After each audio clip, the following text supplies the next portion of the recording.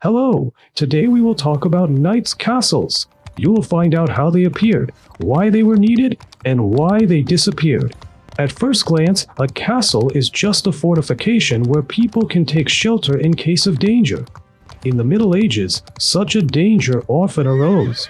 Neighbors came who wanted to redistribute property in their favor, and knights' castles were needed to hide material values in them and protect themselves, as well as to ensure the safety of their households, servants, and peasants, the main source of wealth.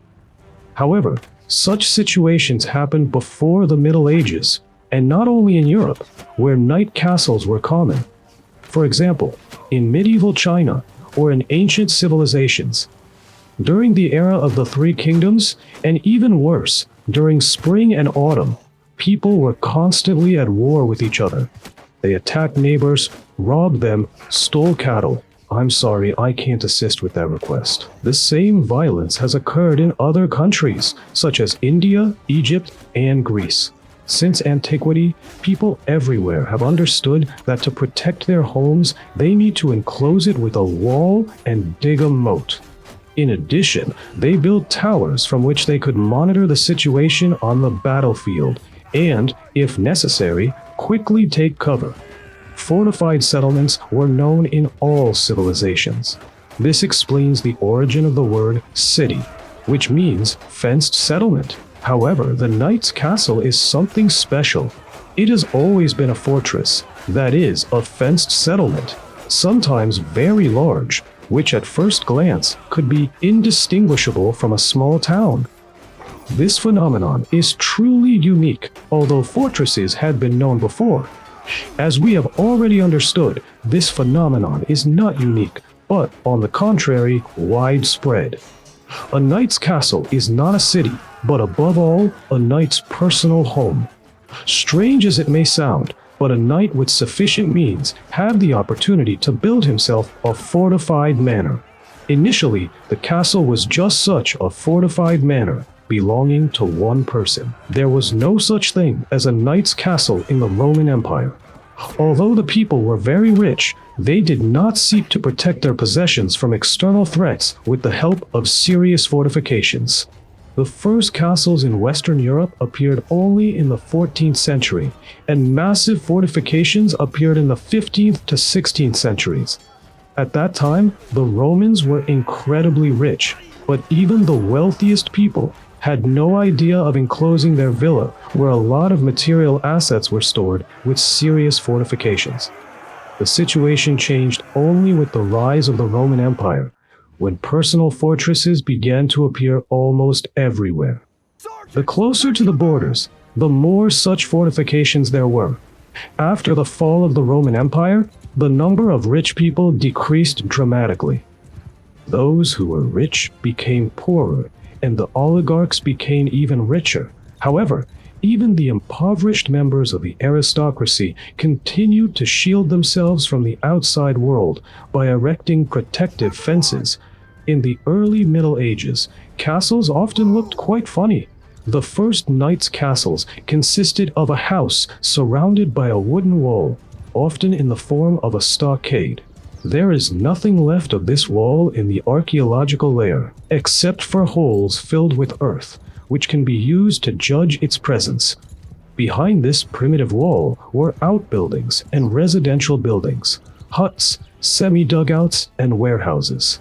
Everything was dominated by a single tower, which in the French tradition was called the donjon. If we consider the entire Middle Ages, both in time and territory, we can find that such primitive castles lived for a very long time and were incredibly widespread. They were much more common than the more developed and impressive castles of the advanced and late Middle Ages. And the reason for this is simple. Such a castle with a wooden keep and a simple wooden wall could have been built by the surrounding peasants. To do this, it was only necessary to ask them to strain themselves and for 2 months, using pre-accumulated food, to release them from their duties to work for you, dear feudal lord. During these 2 months, the peasants could cut down and dry a lot of wood, because in Europe, after the disappearance of the Roman Empire, there were many forests again. The following year, When the tree had dried well, it was possible to build a stockade, strengthen the moats, and erect a giant 4-story hut, which you would call a dungeon. All this was possible because your opponents, such as Scandinavian Vikings, wild Avars from the steppes, or Hungarians, did not have developed means of assault. The most they were capable of was putting together a ladder, but not in order to climb onto the battle gallery, but in order to get inside. When the enemies tried to overcome the wall, they were met with well-aimed shots from bows and blows from axes and clubs. Even the most ferocious nomad, once on the stairs, became an easy target for an untrained peasant who only knew how to thresh grain. A peasant could pick up a club and deliver a blow that cracked an ordinary Hungarian helmet. It was a fatal blow that probably didn't have to be dealt twice. Of course, castles could be taken. They could be besieged and waited for the enemies to come out on their own. It was possible to set fire to the wooden wall, but it was risky, as the castle could withstand a prolonged siege. However, in terms of price-quality ratio, such a lock was an excellent choice. Firstly, it provided at least some protection, and secondly, it was available to any feudal lord who lived by subsistence farming. Inside the castle, as in a submarine, there were all the necessary conditions for life. Bread was produced here. You had cows that gave milk. Useful items could be made from their skins, hooves, and horns. Dishes were made from the clay that was mined in the vicinity. Clothes were made from hemp or flax. There were sheep in the farm, from whose wool it was possible to make good woolen clothes. In your free time from dangerous feudal jobs, you could go hunting and replenish your diet, as well as get beautiful skins. For example, a frontline fox, or a remarkably beautiful but very smelly wolf. You had everything of your own, and this was the main principle of feudalism, which kings later encountered in the late Middle Ages. King, you are also a feudal lord, just like me, only bigger. Therefore, be kind and live your own. I have 3 villages, and you have 33 towns and 500 villages. That's all you have. Use it. For a long time, regular tax collection was practically impossible, with rare exceptions. For example, on the English island. This was due to the fact that the island looked like a submarine. It was difficult to escape from it. Even in England, it became impossible to collect regular taxes for a while. The feudal lord could live in his fortified house, which was built by his subordinates. But over time, the beautiful era of the Middle Ages was rapidly receding into the past. Instead of a fragmented government, when every feudal lord, even the smallest, had absolute power on his territory, feudal states came. They couldn't stand that every feudal lord had equal steel power, even if it was smaller than the territory of a king, duke, or count. Rich feudal lords, such as counts, dukes, and kings, built themselves night castles, but of a higher class. Fireplaces appeared in them, and instead of a stockade, there was a stone wall that could not be set on fire. Also, instead of a wooden one, a stone dungeon was built, another quite common construction of that time. However, due to the constant wars, these castles were constantly being improved. The concentration of wealth was of great importance. For example, the Count, although he was not very rich by Roman standards, was significantly superior in wealth to his ordinary knights. Gradually, he accumulated more and more funds, which allowed him to spend more on the defense of his castle. The castle acquired new features. Instead of one tower in the center, several appeared, which were mounted along the walls, which significantly increased the stability of the entire defensive line.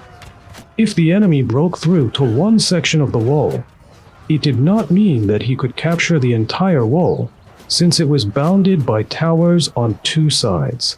In addition, the towers could protect the most vulnerable point of any fortification, the gate. Gate towers were created that made it as difficult as possible for the enemy to approach the gate, and allowed them to create a corridor of death. When there are not 1, but 2 exits, and one of them is about to close. You entered the gate and it was closed behind you, but the ones in front of you have not yet been opened. And then they pour boiling oil on top of you. Maybe you're all cooked. Well, then it was possible to launch people again. The development of metallurgy and the appearance of more and more money from the highest aristocracy made it possible to create gates of extremely complex design. They were made entirely of steel, with portcullises and lifting grills. Previously, this was impossible because iron was very expensive. Spending 1.5 tons of well-forged steel on a gate seemed unthinkable and even stupid, because this steel could be used for something more useful. And now, please, the portcullis supports the gate, and a drawbridge is attached to it.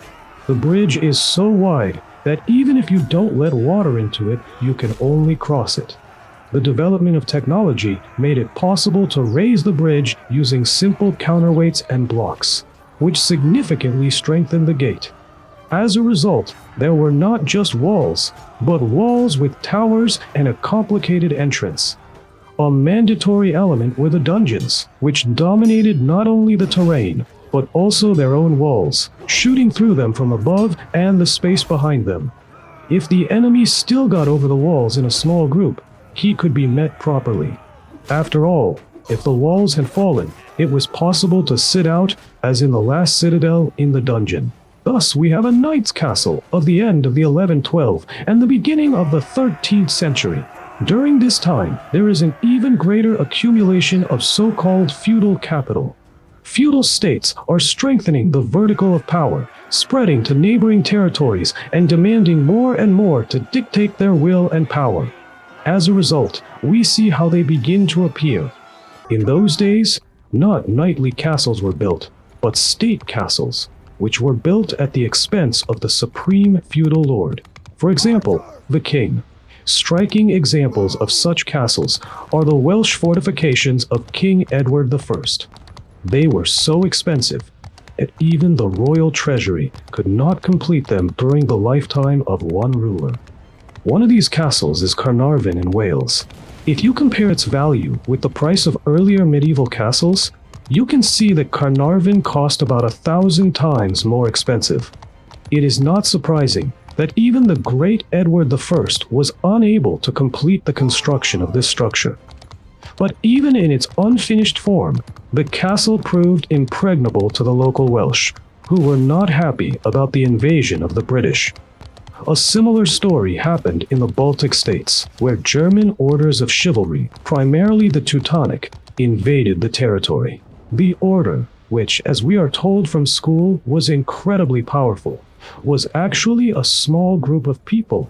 There were probably about 500 to 600 knights all over Europe, which is a lot considering that knightly orders usually had their own teams in each country where gifts were collected. The Teutonic Order, like other similar organizations, was engaged in collecting gifts and conducting economic activities. Knights were needed where officers were needed. However, where were only 200 or 300 knights at the front line at the same time, which, you must admit, is not much. Each knight was followed by a military unit, and the knights varied greatly in their composition. Some of them could only lead one combat attendant, while others could have 10 to 15 people under their command. But even so, if you take into account all the knights, there were very few of them. If there were thousands of troops in the Baltic states, it was very scary. But how could 3,000 soldiers hold the Baltic states? The answer is simple. The population did not even gather from all over the Baltic states, but only from one province. Every resident was ready to defend their land. Even the Teutonic Order, which regularly conducted military operations, could not resist such an association. However, the cunning Germans never fought for nothing. They would immediately build a castle in the occupied territory, even if they had a limited number of warriors. Sometimes, judging by the descriptions of Peter of Duneberg and his history of Prussia, these castles looked rather strange at first. They could look like tree houses. For example, a mighty oak tree could have a platform on which there were walls for protection. This platform could accommodate 5 to 6 people with crossbows. and that was enough. But a year later, a wooden stockade with an embankment was erected around such a castle, and a year later it was replaced with a stone one, and stone fortresses were difficult to take. This was fraught with such difficulties that the Teutons, using an ever-expanding network of night castles, completely captured the whole of Prussia and reached the border with Lithuania. Fortunately, by that time, Lithuania had managed to create first a union of tribes and then a stable state that was able to fend off the Crusader expansion. Similar things happened in the Holy Land during the real Crusades. If we look at the state knight's castle and the personal knight's castle, we will see a huge difference. Centrally ordered and built knights' castles often had 2 or 3 wall surrounds, and the tower could already accommodate not a few, but several dozen cars. The design was so powerful that it became possible to abandon even the given-away lock, which, like Darjan's habit, should have been in his father's castle, but did not. With the total strength of the fortifications, the installation of one of the tallest towers was not always financially justified. On the one hand, it was too expensive, but on the other, it was unclear why it was needed. However, some outstanding representatives of castle architecture, such as my favorite castle in France, have reached incredible heights. For example, the keep of this castle, not counting the roof, had a height of 64 meters. It's about like a 20-story house, but unlike modern buildings, its wall thickness at the base was about 7 meters. Imagine the impression such a castle made on the surrounding residents. If you are a peasant who has lived in semi-dugouts or half-timbered houses for generations, and every morning you leave the house to admire the horizon and see this stone monolith that looks down at you from above, you understand how majestic it is. The young people had to give everything they were asked for. If they tried to speak out against the central government, they would be angry. At that time, the castle was already not only a military, but also a propaganda facility. The people who could afford such a castle were either very influential or desperate. In the 14th century, during the uprisings over Kerry and Cabochons, people sometimes stormed castles. However, the owners of this castle had a beautiful motto: "I am not a prince, not a duke. I am a Baron de Courcy." If you have such a castle, then at least call it a pot. The owner of such a castle could count on respect and honor regardless of their desires. This created certain problems, since any feudal lord could afford to erect any buildings on his territory. In the late Middle Ages, even ordinary people could afford to build a castle that could protect them from royal troops and even from robber knights. It was not clear how to deal with such strong bases until firearms artillery appeared. She destroyed the beautiful Gothic castles like a nutcracker inside a nutshell. After that, we had to switch to other methods of defense, when high towers and strong walls were no longer needed because guns could destroy them. Even if you don't get hurt, everything will collapse in a week. At that time, the walls were thicker than they were taller, and the towers turned into low bastions. Such bastions are not so easy to climb by stairs, and no matter how thick a wall you build, it can still be destroyed with a cannon. Therefore, it was necessary to switch to bastions that stood at an angle to the wall, with powerful, smooth slopes instead of the fortress battlements typical of the Middle Ages. The bastions never existed by themselves and had to interact with each other, strictly following special firing cards. The curtains, the sections of the wall facing the enemy, were specially defended, and each room was led into battle. The moat became not just a moat, but also an obstacle to artillery fire. All this required such investments that even the royal knight castles did not seem so expensive.